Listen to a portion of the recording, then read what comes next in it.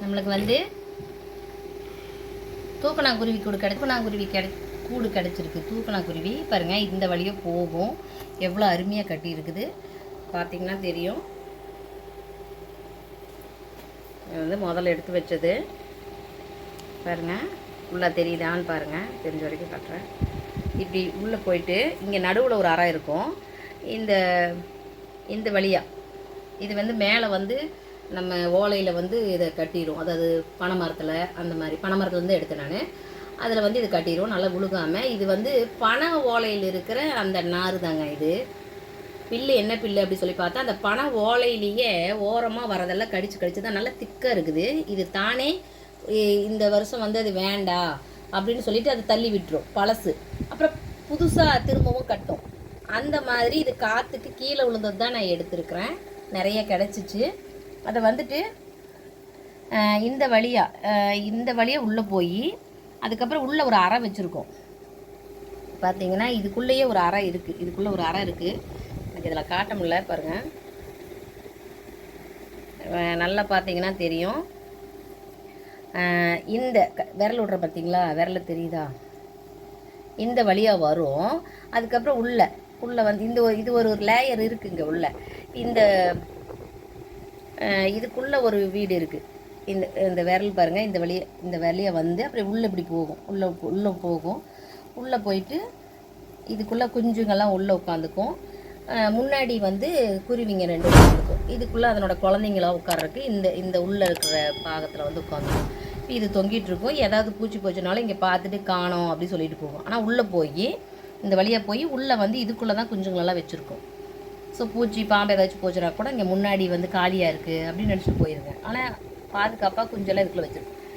இந்த மாதிரி இது அழகாக அது தான் மூக்கில் முட்டை வைக்கிறதுக்கு முன்னாடி இந்த மாதிரி வந்து தூக்கணாங்குருவி வந்து கூடு கட்டிடும். இது வந்து அந்த வருஷம் முடிஞ்சிச்சு அப்படின்னா புதுசாக கூடு கட்டி இதை வந்து கீழே தள்ளி விட்டுரும்.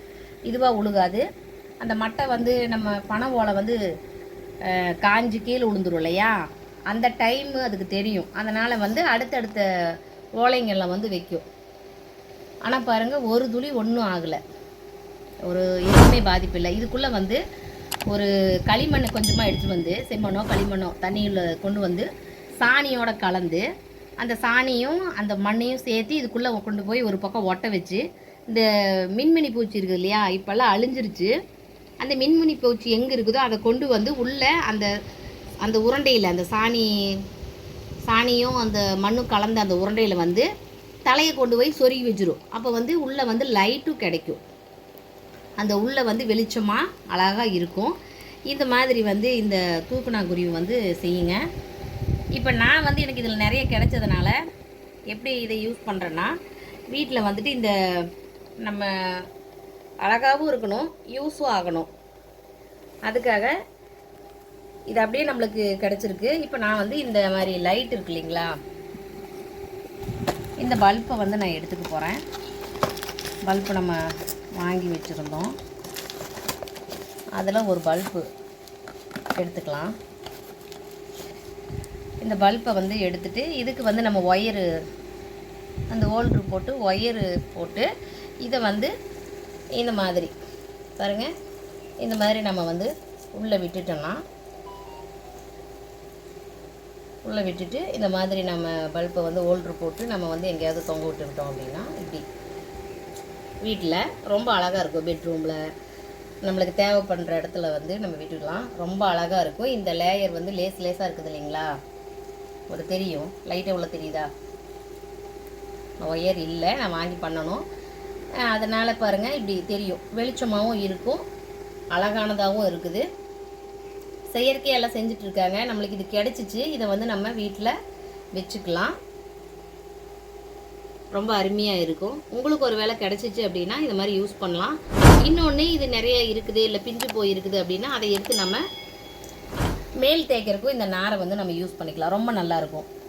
இந்த இடம் இருக்கு இல்லையா, இந்த மாதிரி கிடச்சா இதோட கட் பண்ணிவிட்டு இதை வந்து நம்ம மேல் தேய்க்கிறதுக்கு யூஸ் பண்ணலாம். ரொம்ப நல்லா இருக்குங்க. கல் தேய்ச்சிட்டு இருக்காங்க இல்லையா, இந்த நார் ரொம்ப அருமையாக இருக்கும். இது வந்து பனை ஓலையோட விளிம்பில் இருக்கிறது தான். அது வந்து மூக்கால் கிழிச்சு எடுத்து இந்த மாதிரி பண்ணியிருக்கு. ரொம்ப திக்காக இருக்குது பாருங்கள், கட் ஆகாது.